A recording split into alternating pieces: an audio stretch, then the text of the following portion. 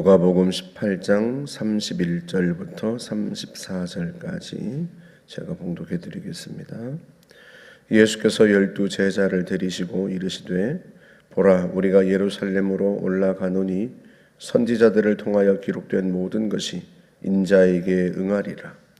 인자가 이방인들에게 넘겨져 희롱을 당하고 능욕을 당하고 침뱉음을 당하겠으며 그들은 채찍질하고 그를 죽일 것이나 그는 3일 만에 살아나리라 하시되 제자들이 이것을 하나도 깨닫지 못하였으니 그 말씀이 감추었으므로 그들이 그 이르신 바를 알지 못하였더라.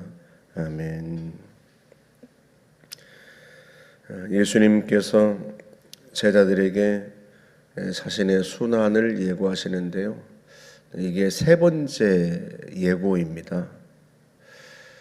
그런데 선지자들을 통하여서 기록된 모든 것이 다 이루어질 것이다 하고 예수님께서 이방인들에게, 그러니까 로마 사람들에게 넘겨져서 희롱을 당하고 능욕을 당하고 침뱉음을 당하고 죽임을 당할 것이다. 세 번째 순환 예고인데요. 여전히 제자들이 그 말씀을 깨닫지 못했다 하고 말씀합니다. 그 말씀이 감추어졌다는 건데요. 주님이 감추고 싶어서 감춘 게 아니에요. 주님이 드러내시는 거죠. 순환을 예고하시는 것은 주님이 드러내시는 것이고, 두 번째 순환을 예고하셨을 때는 누가복음 9장 44절에 보면 너희가 이 말을 마음에 담아두라 이렇게 말씀하세요. 마음에 담아두라. 마음에 담아두고 깊이 생각해라 이런 뜻인데, 깨달아 알기를 바라셔서 순환을 예고하셨던 겁니다. 그런데도요, 그들이 깨닫지 못했는데 묻기도 두려워했다 그렇게 말씀해요. 마음에 담아두고 깊이 생각해보고 그래도 잘 이해가 안 되면 어떻게 해야 돼요? 물어야 되죠. 주님, 그게 도대체 무슨 말씀입니까? 왜 주님이 고난을 당하셔야 됩니까? 우리가 알고 있는 메시아는 영광의 메시아이고, 우리는 메시아가 이 땅에 오시면 이스라엘을 해방하고 또 이스라엘을 영광스럽게 할 것으로 알고 있는데 왜 주님은 그렇게 말씀하십니까? 하고 물어야 되는데요. 묻기도 두려워했다. 왜 그래요? 정말로 그런 일이 일어날까 봐. 정말로 예수님께서 고난당하실까 봐. 그러면 어떻게 되는데요? 예수님을 따랐던 자기들은 뭐가 되는가? 예수님께서 순환을 예고하시고 예루살렘으로 올라가시는데도 보겠지만 그들은 계속해서 자기들이 영광받을 것을 생각합니다. 서로 누가 큰지 다투고, 세베대 아들 야고보와 요한은 예수님께서 영광을 받으시면 자기들을 예수님의 좌편과 우편에 앉혀달라고 부탁을 하고, 다른 제자들은 그 말을 듣고 분노하고, 그러니까 이들이요 예수님께서 영광 받으실 걸 기대하고 예수님이 영광 받으시면 자신들도 같이 영광 받을 걸 기대하고, 그런 기대가 있었기 때문에, 그들 속에 그런 숨겨진 동기가 있었기 때문에요, 예수님이 순환을 예고하시는 걸 받아들이지 않습니다. 묻기도 두려워하고요, 실제 그런 일이 일어나지 않기를 바랍니다.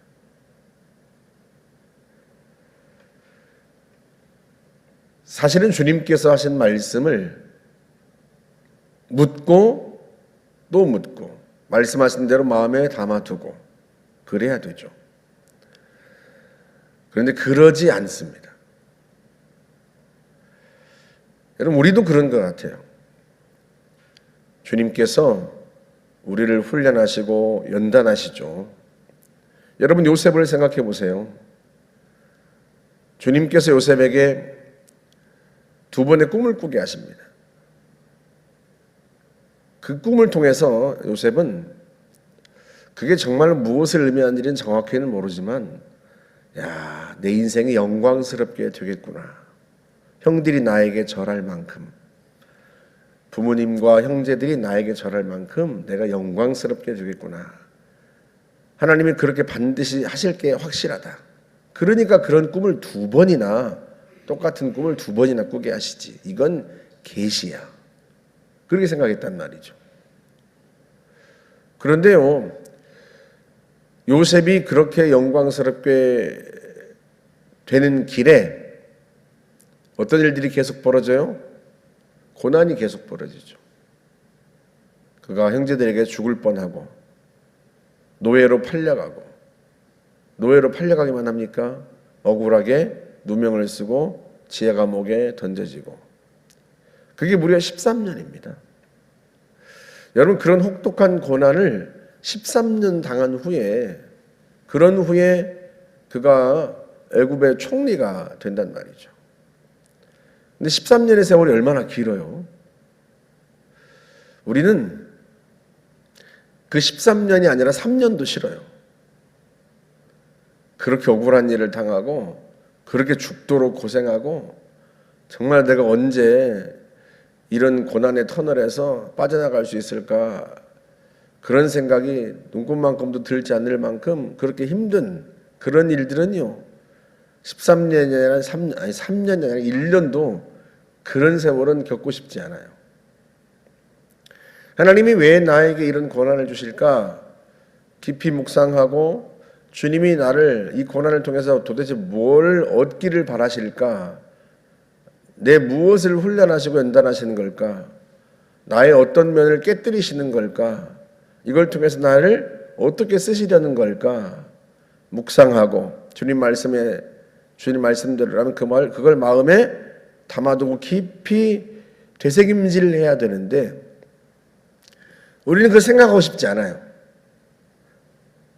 성도들이 가끔 하셨던 말씀이 그거였어요. 주님께 쓰임 받고 싶지 않으니까 그만 고생시켰으면 좋겠다고. 나는 주님께 쓰임 받는 건 바라지도 않고 그냥 평범하게 살고 싶으니까, 나 좀 이렇게 좀 이 고생스러운 것에서 좀 건져주셨으면 좋겠다고. 나는 위대하고 되고 싶지 않아요. 난 영광스럽게 되고 싶지 않아요. 그러니까 그만하셨으면 좋겠다고. 그런 얘기들을 하세요. 그런데 여러분, 입장을 바꿔놓고 생각하면 부모가 자녀를 공부시키고 독립시키고 훈련시키고 하는 것은 그 자녀가 훌륭하게 되기를 바라서죠. 애들이야 맨날 놀고 싶고 자고 싶고 그렇죠.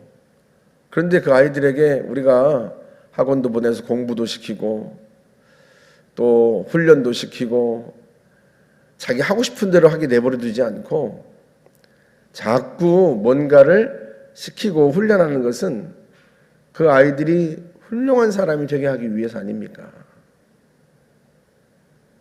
제가 어떤 분에게 그런 말씀을 드렸어요.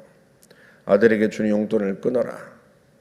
집에 인터넷도 끊고 용돈도 주지 말고 완전히 끊어버려라. 맨날 게임만 하니까요. 맨날 게임만 한다고 그러지 말고 집에 인터넷을 끊어버려라. 밖에 나가서 할 수 없도록 용돈도 끊어버려라.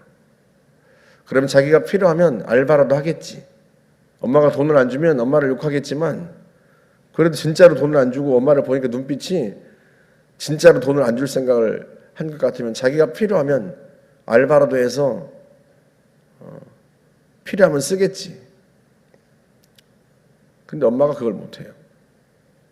돈 달라고 하면 다 주고 하루 종일 집에 들어가 앉아서 컴퓨터 게임을 하는데, 아이고 왜 그러니, 그러게 마시지 인터넷 선을 잘라버리지를 못해요.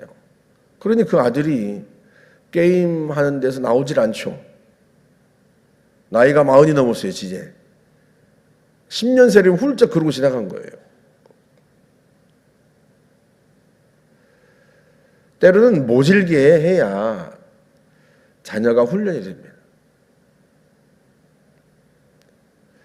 근데 모질지를 못해요. 우리 하나님도 때는 우리에게 모질게 하십니다. 어느 부모가 자식이 힘든 걸 좋아하겠습니까? 하지만 때로는 훈련해야 돼요. 연단해야 돼요. 그래서 고난 속에도 집어넣고 고난에서 건져주지 않습니다. 그 속에서 연단을 받고 인내를 기르게 하고 성품을 다듬고 쓰시는 거죠. 오죽하면 야고보 사도가 너희에게 시험이 닥치거든 기뻐하라 그렇게 고면했겠습니까? 왜 기뻐하라고 말해요? 야고보서 1장 3절에서 너희 믿음의 시련이 인내를 만들어내는 줄 너희가 알미라. 인내를 온전히 이루라. 그리하면 너희가 온전하고 구비하여 조금도 부족함이 없게 될 것이다. 잘 참고 견디라는 거야. 인내를 온전히 이루라. 잘 견뎌라. 그러면 어떻게 된다? 모든 게 갖춰진 사람이 된다는 거예요. 인격이 갖춰지고 실력이 갖춰지고 온전한 사람. 그래서 때로 하나님께서 그 믿음의 시련을 허락하시는 거죠. 제자들은 그걸 모르는 거죠. 주님이 순환만 예고하시는 게 아닙니다. 무엇도 함께 예고하셨어요? 항상 부활도 함께 예고하셨어요. 근데 부활은 귀에 들어오지도 않아요. 3일 만에 살아나리라 이건 귀에 들어오지도 않고 그 앞에 있는 거 고난을 당할 것이다. 죽임을 당할 것이다.